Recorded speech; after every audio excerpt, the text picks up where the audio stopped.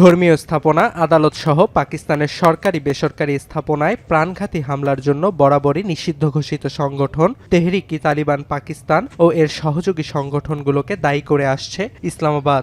এছাড়াও পাকিস্তানের অভিযোগ, দীর্ঘদিন ধরে সন্ত্রাসী গোষ্ঠীগুলোকে মদদ দিয়ে আসছে তালেবান সরকার।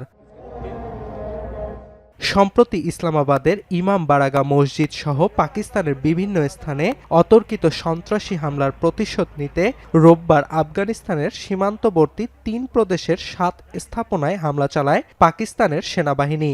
নিরাপত্তা বাহিনীর সূত্রের বরাতে দেশটির বিভিন্ন গণমাধ্যম বলছে, এতে প্রাণহানির সংখ্যা ৮০ ছাড়িয়েছে।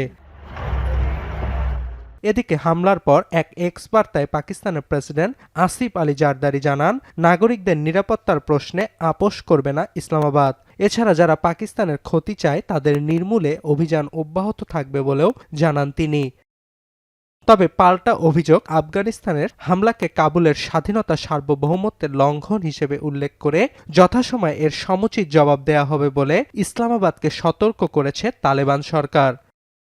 এদিকে সোমবার পাকিস্তানের বেলুচিস্তানে আলাদা সেনা অভিযানে ৫ সন্ত্রাসী নিহতের দাবি জানিয়ে বিবৃতি দিয়েছে আইএসপিআর। অর্ণব প্রসাদ, এখন বিশ্ব।